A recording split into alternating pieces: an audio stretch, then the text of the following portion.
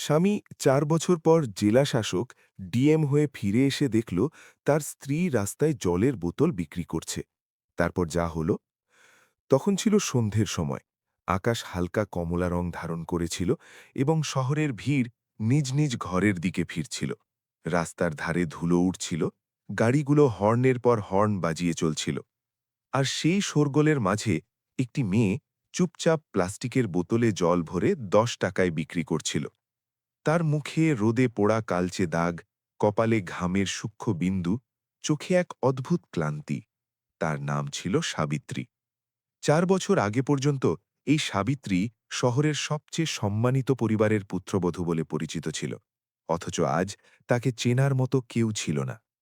তার আঙুলগুলো ঠান্ডা জলে ডুবে থাকত, আর মন পড়ে থাকত কোনো এক পুরনো স্মৃতিতে। সে জানত না যে এই শহরেই, এই হাওয়ায় অন্য কেউ নিঃশ্বাস নিচ্ছে, যে ৪ বছর আগে তার অতি আপন ছিল। বিক্রম। ৪ বছর আগের কথা, যখন সাবিত্রী প্রথমবার বিক্রমকে দেখেছিল।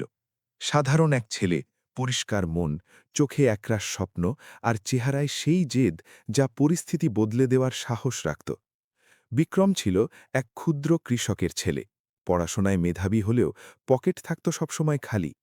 সাবিত্রী ছিল ধনী বাবার একমাত্র মেয়ে, কিন্তু মন কখনো আমির গরিবের পার্থক্য মানেনি।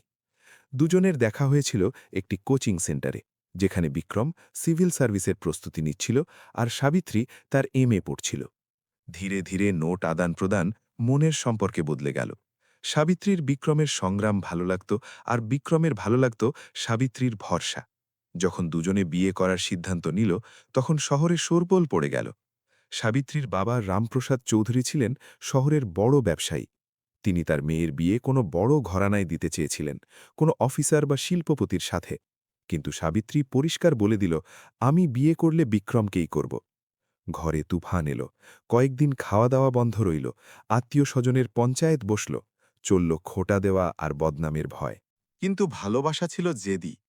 অবশেষে ভারী মনে রামপ্রসাদ বিয়ের অনুমতি দিলেন, তবে এক শর্তে: আমাদের বাড়িতেই থাকতে হবে এবং বিক্রমকে প্রমাণ করতে হবে যে সে আমার মেয়ের যোগ্য। বিয়েটা সাদামাটাভাবে হলো ঠিকই, কিন্তু বিদ্রূপের পালা ধুমধাম করে শুরু হলো। বিয়ের পরের শুরুর মাসগুলো ভালোই ছিল। সাবিত্রী প্রতিদিন সকালে বিক্রমের জন্য চা বানাতো, তাকে পড়াশোনার জন্য উৎসাহ দিত, বলতো, তুমি নিশ্চয়ই অফিসার হবে। কিন্তু ঘরের অন্য কোণ থেকে আওয়াজ আসত, আর কত বছর পড়বে, কামাবে কবে, আমাদের মেয়ের জীবনটা নষ্ট করে দিল। বিক্রম হেসে সব সহ্য করে নিত, কিন্তু ভেতরে ভেতরে কিছু একটা ভেঙে চুরমার হয়ে যাচ্ছিল। একদিন রামপ্রসাদ তার বন্ধুদের সামনে বিক্রমকে ডাকলেন। ড্রয়িং রুমে দামি সোফা, কাঁচের টেবিল, আর মাঝখানে দাঁড়িয়ে সাধারণ কুর্তা পায়জামা পরা বিক্রম। রামপ্রসাদ হাসতে হাসতে বললেন, ইনি হলেন আমাদের জামাইবাবু, বড় অফিসার হতে চলেছেন। এখন তো আমাদের অন্ন ধ্বংস করছেন। ঘরে হাসির রোল উঠল। সেই হাসি বিক্রমের কানে হাতুড়ির মতো বিঁধল। সে চোখ তুলে দেখল, সাবিত্রীর চোখ নিচু হয়ে আছে। তাতে লজ্জা নয়, ছিল গভীর যন্ত্রণা। সেই রাতে বিক্রম অনেকক্ষণ ছাদে বসে রইল। হাওয়া ঠান্ডা ছিল, কিন্তু মনে ছিল আগুন। সে নিজেকে প্রশ্ন করল, সে কি সত্যিই অপদার্থ? শুধু ভালোবাসার ওপর ভর করে কি জীবন চলতে পারে? পরের দিনই আবার আঘাত এলো। ঘরের কাজের লোক ভুল করে বলে ফেলল, সাহেব বলছিলেন আপনি না থাকলে দিদিমণির বিয়ে কোনো কালেক্টরের সাথে হতো। এই শব্দগুলো বিক্রমের আত্মসম্মানকে ছিঁড়ে ফেলল। রাতে খাওয়ার টেবিলে আবার তর্ক হল। রামপ্রসাদ পরিষ্কার বলে দিলেন, ৪ বছর হয়ে গেল পড়ছ, কোনো চাকরি নেই, কোনো আয় নেই, আমাদের মেয়েকে আর কতদিন স্বপ্নের ওপর বাঁচিয়ে রাখবে? বিক্রম প্রথমবার জবাব দিল, স্বপ্নই মানুষকে বড় করে তোলে। কিন্তু জবাবের বদলে মিলল শুধু অবজ্ঞা। সেই রাতে বিক্রম নিজের ছোট ব্যাগটি গুছিয়ে নিল। সাবিত্রী ঘাবড়ে গিয়ে জিজ্ঞেস করল, কোথায় যাচ্ছ? বিক্রমের কণ্ঠস্বর ভারী ছিল, যতক্ষণ না কিছু হতে পারছি, ফিরে আসব না। আমি তোমাকে এই বাড়িতে আর অপমানিত হতে দেখতে পারব না। সাবিত্রী কেঁদে ফেলল, আমি তোমার সাথে যাব।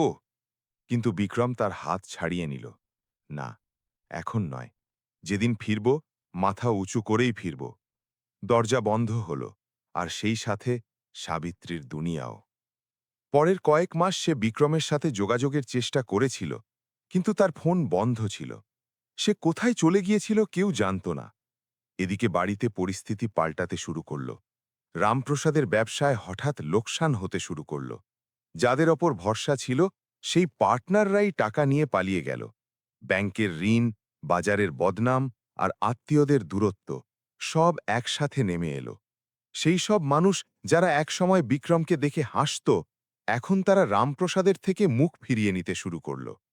একে একে গাড়িগুলো বিক্রি হলো, তারপর গুদাম, তারপর বাড়ির একটা অংশ। সাবিত্রী যখন চাকরি খুঁজতে বেরোল, মানুষ তাকে খোঁটা দিয়ে বলল, আরে এ তো সেই মেয়ে না যে গরিব ছেলেকে বিয়ে করেছিল। সব জায়গায় সে ব্যর্থ হল। ধীরে ধীরে বাড়িটিও বিক্রি হয়ে গেল। রামপ্রসাদ অসুস্থ হয়ে পড়লেন। চিকিৎসার টাকা ছিল না। সাবিত্রী নিজের গয়না বিক্রি করল এবং শেষমেশ পরিস্থিতি তাকে রাস্তায় এনে দাঁড় করাল।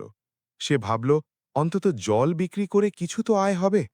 সেই দিন থেকে সাবিত্রী রোজ সকালে সেই রাস্তার ধারে বসত, প্লাস্টিকের বোতল সাজাত আর মনে মনে একটাই প্রশ্ন করত, বিক্রম কি সত্যি ফিরবে? 4 বছর কেটে গেল। সে জানত না যে সেই একই সময়ে অন্য এক শহরে বিক্রম প্রতিটি অপমান মনে রেখে দিন-রাত এক করে পড়াশোনা করছিল। সে পড়ছিল, আবার উঠে দাঁড়াচ্ছিল। কিন্তু আপাতত এই শহরের ধুলোমাখা রাস্তায় বসে থাকা সাবিত্রীর কপালে ছিল শুধুই অপেক্ষা। সন্ধ্যা ঘনিয়ে এসেছিল। হঠাৎ দূর থেকে সাইরেনের আওয়াজ পাওয়া গেল। অনেকগুলো সাদা গাড়ি একসাথে শহরে প্রবেশ করছিল। লোক বলাবলি করছিল যে নতুন জেলা শাসক সাহেব আসছেন। সাবিত্রী এক পলক মাথা তুলল, তারপর আবার নজর নিচু করে নিল। সে কি জানত যে ভাগ্য ঠিক সেই মোড়েই দাঁড়িয়ে আছে যেখানে 4 বছর আগে তার সব হারিয়ে গিয়েছিল? সাইরেনের আওয়াজ যত কাছে আসছিল, শহরের বাতাসের চঞ্চলতা তত বাড়ছিল। রাস্তার দুপাশে লোক দাঁড়িয়ে গিয়েছিল। দোকানদাররা তাদের শাটার আধা তুলে উঁকি দিচ্ছিল। বাচ্চারা মোবাইল বের করে ভিডিও করছিল। সাদা রঙের গাড়ির বহর ধীরে ধীরে প্রধান রাস্তা দিয়ে এগিয়ে আসছিল। সবার আগে ছিল লাল বাতি লাগানো গাড়ি, তার পেছনে দুটো সুরক্ষা যান। ভেতরে বসা ব্যক্তিটি জানলা দিয়ে বাইরে দেখছিল। শান্ত মুখ, চোখে গভীরতা, কিন্তু ভেতরে যেন এক আগ্নেয়গিরি চাপা পড়ে আছে।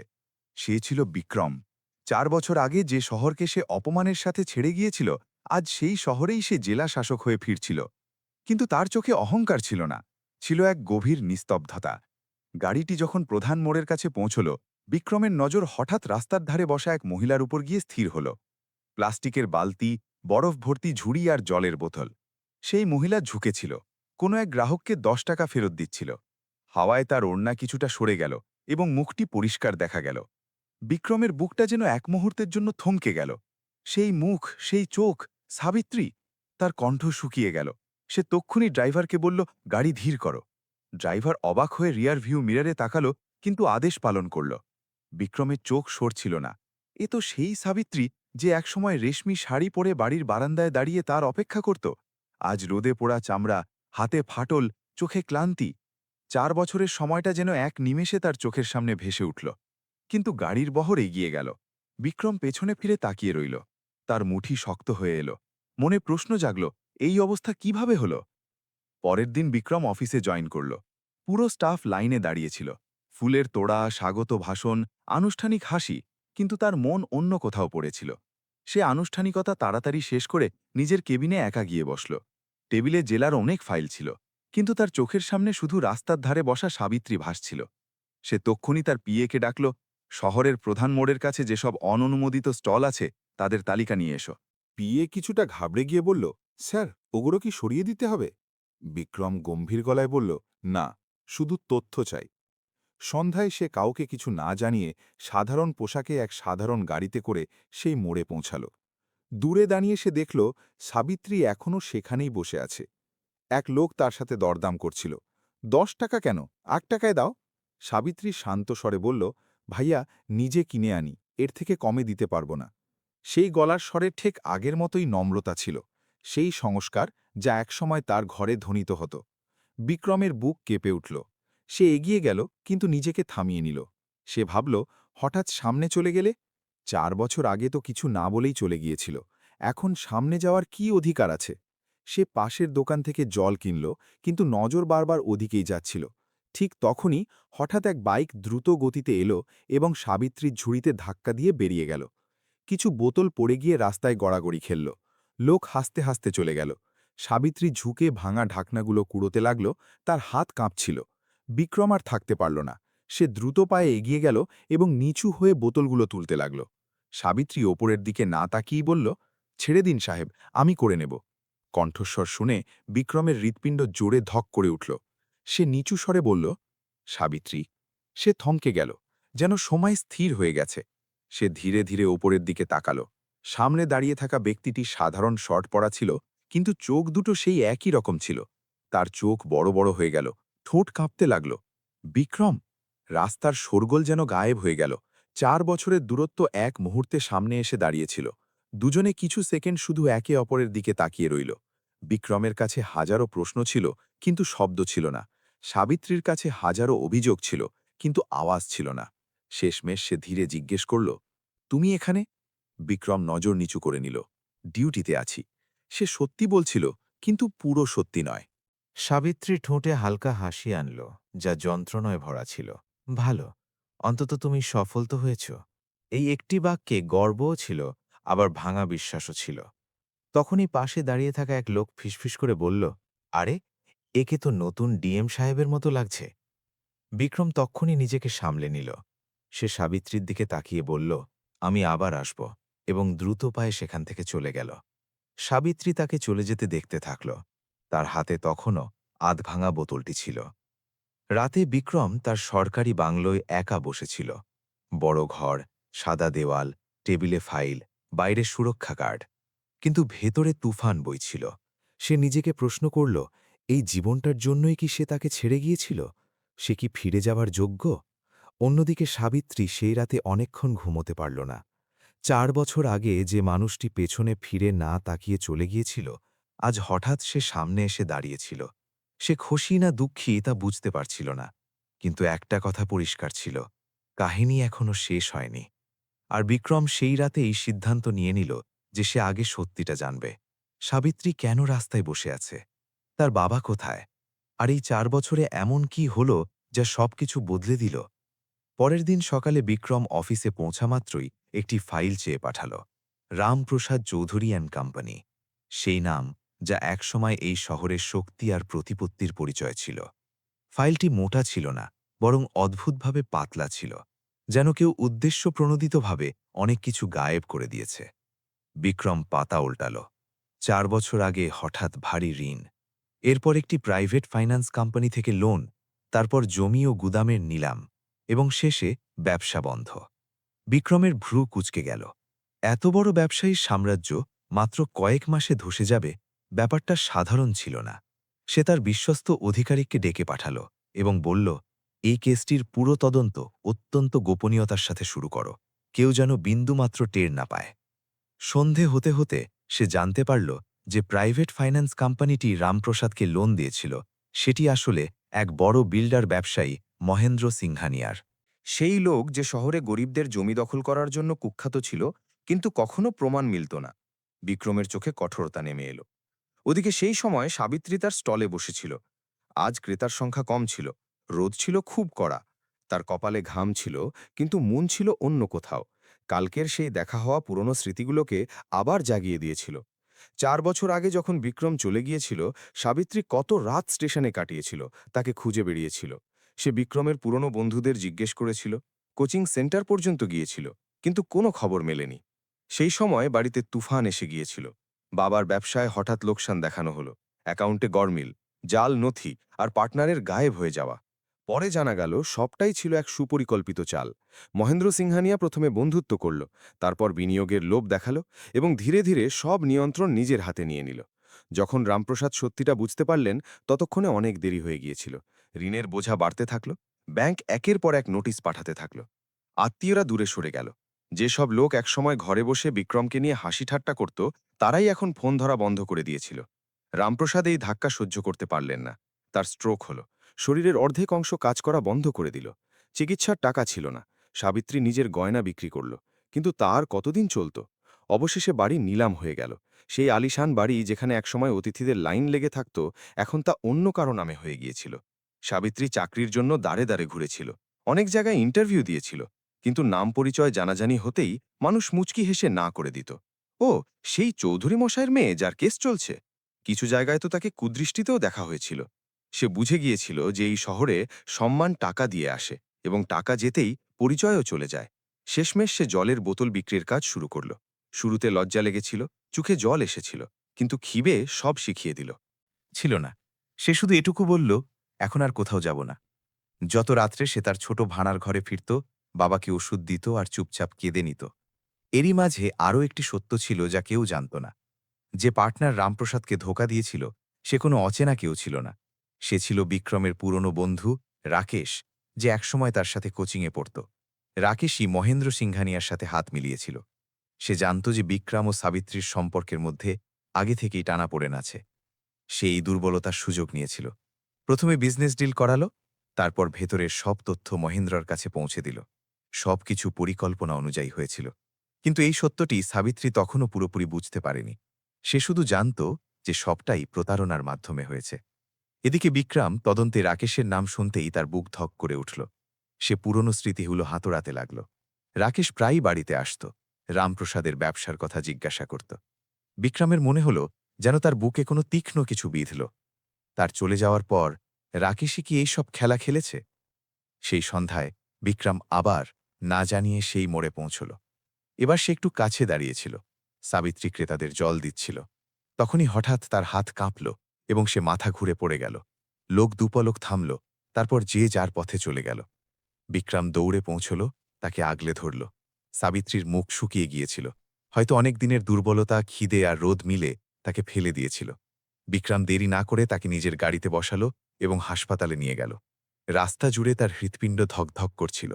4 বছর আগে সে তাকে কাঁদতে রেখে গিয়েছিল। আজ অচৈতন্য অবস্থায় সে তার কোলে ছিল।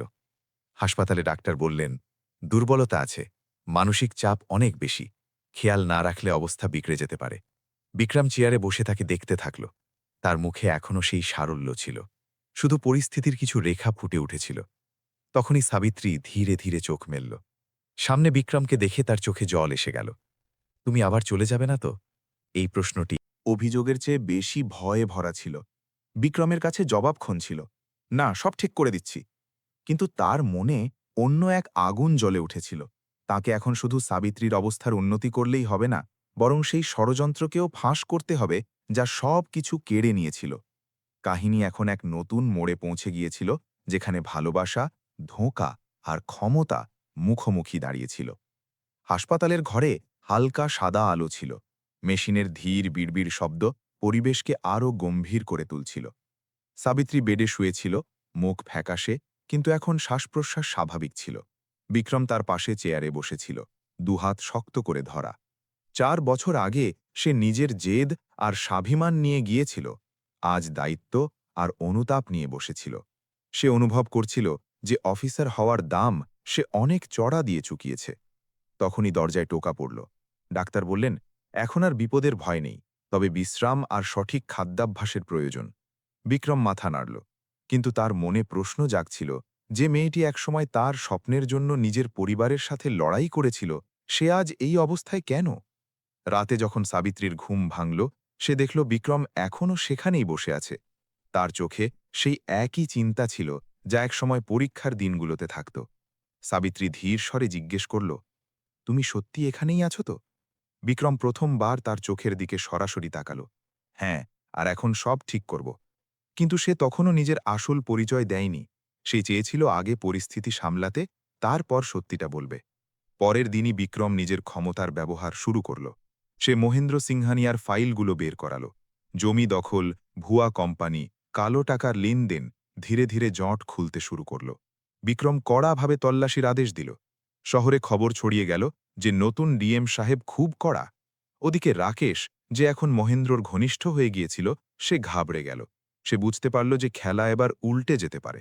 সে মহেন্দ্রকে বলল, সাহেব, এই নতুন ডিএম বিপজ্জনক। মহেন্দ্র হাসল। সব অফিসার দুদিনে লাইনে চলে আসে। কিন্তু সে জানত না যে এটি সেই বিক্রম যাকে সে পরোক্ষভাবে বরবাদ করেছিল। হাসপাতাল থেকে ছুটি পাওয়ার পর বিক্রম সাবিত্রীকে তার ভাড়ার ঘর পর্যন্ত পৌঁছে দিল।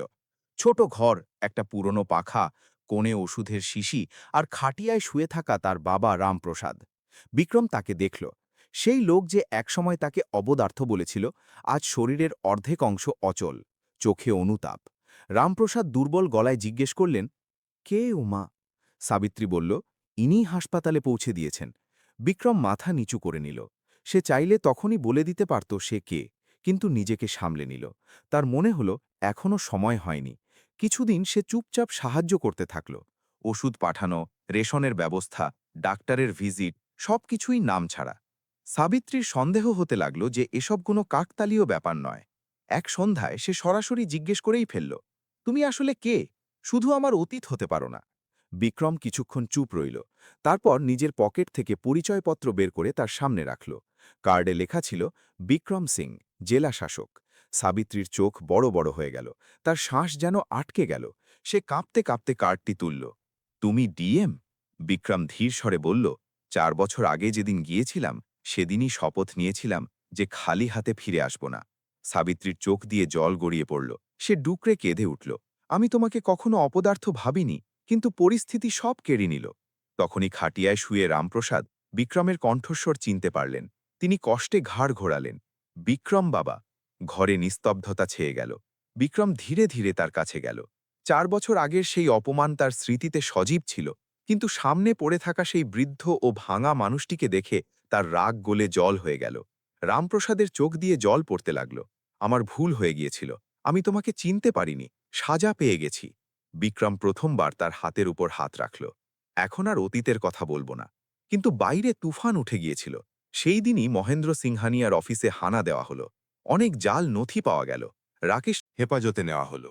শহরে চাঞ্চল্য ছড়িয়ে গেল। ডিএম সাহেব বড় ব্যবসায়ীর ওপর ব্যবস্থা নিয়েছেন। সাবিত্রী টিভিতে খবর দেখল। সে বুঝতে পারল এটি শুধু প্রশাসনিক পদক্ষেপ ছিল না, এটি ছিল তার ভেঙে যাওয়া ঘরবাড়ি ধ্বংস করার জবাব। কিন্তু তার মনে এক ভয়ও ছিল। বিক্রম কি এসব তার জন্যই করছে? সে কি তার জীবনে আবার জায়গা করে নেবে? সেই রাতে বিক্রম তার বাংলোয় দাঁড়িয়ে শহরের আলো দেখছিল। সে অনেক কিছু পেয়েছিল, পদ, সম্মান, শক্তি। কিন্তু প্রশ্ন এখনও সেই একই ছিল, সে কি তার সম্পর্ককে আবার বাঁচিয়ে তুলতে পারবে? পরের দিন সে সাবিত্রীর ঘরে পৌঁছল। এবার তার চোখে এক সংকল্প ছিল। সে বলল, আমি আমার কর্তব্য পালন করেছি। এবার একটা প্রশ্ন, আমরা কি আবার নতুন করে শুরু করতে পারি? সাবিত্রী অশ্রু ভেজা চোখে তার দিকে তাকাল। 4 বছরের দূরত্ব, কষ্ট, অপমান আর অপেক্ষা সব সেই মুহূর্তে এসে মিশে গিয়েছিল। কাহিনী এখন শেষ মোড়ে ছিল, যেখানে সিদ্ধান্ত মনকে নিতে হতো, পদমর্যাদাকে নয়। ঘরে গভীর নিস্তব্ধতা ছিল। বাইরে গলিতে বাচ্চাদের খেলার শব্দ আসছিল। কোথাও দূরে কোনো সবজিওয়ালা ডাকছিল। কিন্তু সেই ছোট ঘরের ভেতরে সময় যেন থমকে গিয়েছিল। বিক্রমের চোখ সাবিত্রীর ওপর স্থির ছিল। সাবিত্রী ধীর গলায় জিজ্ঞেস করল, আমরা কি আবার শুরু করতে পারি? এই প্রশ্নটি সাধারণ ছিল না। এতে অনুতাপ ছিল, আশা ছিল, ভয় ছিল, আর প্রেমও ছিল। সাবিত্রী কিছুক্ষণ তাকে দেখল। তারপর এক দীর্ঘশ্বাস নিয়ে বলল, শুরু তো আমরা আজকেও সেখান থেকেই করতে পারি যেখান থেকে সব ভেঙেছিল। কিন্তু একটা কথা বলো বিক্রম, সেই দিন তুমি পেছনে ফিরে না তাকিয়ে কেন চলে গিয়েছিলে? বিক্রমের নজর নিচু হয়ে গেল। সে চেয়ার টেনে বসে বলল, কারণ আমি প্রতিদিন তোমার চোখে আমার জন্য অপমান দেখতাম। যদিও সেটি তোমার ছিল না, পরিস্থিতির ছিল। আমি তোমাকে সেই বাড়িতে মাথা নিচু করে থাকতে দেখতে পারছিলাম না। আমার মনে হয়েছিল যদি থেকে যাই তবে হয় আমি ভেঙে যাব, নয়তো তোমাকে ভেঙে ফেলব। সাবিত্রীর চোখ থেকে জল পড়ে গেল। সে ধীর স্বরে বলল, আমি তোমাকে কখনো বোঝা ভাবিনি। আমি শুধু চেয়েছিলাম তুমি আমার পাশে দাঁড়িয়ে থাকো। তুমি আমাকে একলা লড়তে ছেড়ে দিলে। এই শব্দগুলো তীরের মতো বিক্রমের বুকে বিঁধল। সে প্রথমবার পুরো সত্য স্বীকার করল। হ্যাঁ, আমি পালিয়ে গিয়েছিলাম। আমার মনে হয়েছিল সফলতা নিয়ে ফিরলে সব ঠিক হয়ে যাবে। কিন্তু আমি ভুলে গিয়েছিলাম যে তোমার চোখের জলও আমার সংগ্রামের অংশ ছিল। ঘরের কোণে শুয়ে রামপ্রসাদ এসব শুনছিলেন। তার চোখে অনুতাপ পরিষ্কার ছিল। তিনি কাঁপানো গলায় বললেন, বাবা, ভুল আমার ছিল। আমি আমার অহংকারে তোমাকে ছোট ভেবেছিলাম। যদি সেই দিন আমি তোমার পাশে দাঁড়াতাম, তবে হয়তো আমার মেয়েকে রাস্তায় জল বিক্রি করতে হতো না। বিক্রম তার কাছে গিয়ে বলল, বাবাজি, এখন আর ওসব কথা থাক। আপনি আমাকে অপদার্থ বলেছিলেন, সেই কথাগুলোই আমার জন্যে আগুন হয়ে উঠেছিল। যদি সেই অপমান না হতো, তবে হয়তো আমি এখানে পৌঁছতে পারতাম না। সাবিত্রী প্রথমবার হালকা হাসল। সে অনুভব করল বিক্রমের ভেতরে এখন শুধু জেদ নয়, বোধও আছে। কিছুদিনের মধ্যে মহেন্দ্র সিংহানিয়ার বিরুদ্ধে ব্যবস্থা সম্পন্ন হল। তার সম্পত্তি বাজেয়াপ্ত হল, ভুয়ো কোম্পানিগুলোর পর্দা ফাঁস হল। রাকেশ জেরায় সব কবুল করে নিল। কিভাবে সে লোভের বশবর্তী হয়ে বন্ধুত্বের সাথে বিশ্বাসঘাতকতা করেছিল। যখন এই খবর শহরে ছড়িয়ে পড়ল, তখন সেই সব মানুষ যারা একসময় চৌধুরী পরিবারের থেকে দূরত্ব বজায় রেখেছিল তারা আবার খোঁজ খবর নিতে শুরু করল। কিন্তু এবার সাবিত্রী কারো তোয়াক্কা করল না। সে জলের বোতলের স্টল নিজেই সরিয়ে নিল, কিন্তু লজ্জায় নয়, সম্মানের সাথে। বিক্রম তাকে সরকারি বাংলোয় আসতে বলল, কিন্তু সাবিত্রী পরিষ্কার জানিয়ে দিল, আমি তোমার সাথে যাব, কিন্তু সমমর্যাদায়, দয়া হয়ে নয়। বিক্রম হেসে জবাব দিল, আমার স্ত্রী চাই, দয়া নয়। কয়েক সপ্তাহ পর এক সাদামাটা অনুষ্ঠান হল। কোনো ব্যান্ড বাজা বা ভিড় ছিল না, শুধু কিছু কাছের মানুষ, মন্দিরের ঘণ্টা আর দুজন মানুষ যারা 4 বছরের দূরত্বের পর আবার একে অপরের হাত ধরল। এবার সাবিত্রীর চোখে ভয় ছিল না, ছিল ভরসা। আর বিক্রমের মুখে জয় নয়, ছিল ভারসাম্য। সে সাবিত্রীকে বলল, এবার যদি কখনো বিপদ আসে তবে পালাবো না, পাশে দাঁড়িয়ে থাকব। সাবিত্রী জবাব দিল, আর আমি তোমাকে কখনো একলা লড়তে দেব না। সময়ের সাথে সাথে রামপ্রসাদের চিকিৎসাও আরও উন্নত হল এবং তার স্বাস্থ্য ধীরে ধীরে ফিরতে লাগল। একদিন তিনি বিক্রমকে বললেন, বাবা, লোকে এখন আমাকে তোমার নামে চেনে, কিন্তু আমার গর্ব এই যে আমার মেয়ে সঠিক মানুষটি বেছে নিয়েছিল। বিক্রম বিনম্রভাবে মাথা নিচু করে নিল। শহরে মানুষ প্রায়ই বলতো, সেই ডিএম সাহেব যার স্ত্রী একসময় রাস্তায় জল বিক্রি করত। কিন্তু যারা সত্যিটা জানত তারা বলতো, সেই মানুষটি যে অপমানকে সিঁড়ি বানিয়েছিল আর ভালোবাসাকে গন্তব্য। এক সন্ধ্যায় বিক্রম আর সাবিত্রী সেই মোড়টি দিয়ে যাচ্ছিল যেখানে সাবিত্রী বোতল বিক্রি করত। গাড়ি থামল না, কিন্তু দুজনে এক মুহূর্তের জন্য বাইরের দিকে তাকাল। সেই জায়গায় এখন অন্য কারো স্টল ছিল। বিক্রম ধীরে তার হাত ধরল। সাবিত্রী হেসে বলল, যদি সেই দিন তুমি ফিরে না আসতে? বিক্রম জবাব দিল, তবে আমার জয় অসম্পূর্ণ থেকে যেত। গাড়ি এগিয়ে চলল। সূর্য ডুবছিল, কিন্তু এইবারের অন্ধকার আর ভয়ঙ্কর ছিল না, কারণ দুজনেই শিখে নিয়েছিল যে জীবনে পদ আর টাকা বদলাতে পারে, কিন্তু পাশে থাকার মানুষটি যদি সাচ্চা হয় তবে কোনো রাস্তাই চিরদিনের জন্য গন্তব্য হয়ে ওঠে না। কাহিনী এখানেই শেষ হয় না, কারণ প্রতিটি সম্পর্কেই কখনো না কখনো অপমান, দূরত্ব আর পরীক্ষা আসে। তফাৎ শুধু এটুকু যে কে পালিয়ে যায় আর কে ফিরে আসে। আর বিক্রম ফিরে এসেছিল, শুধু জেলা শাসক হয়ে নয়, বরং একজন ভালো মানুষ হয়ে।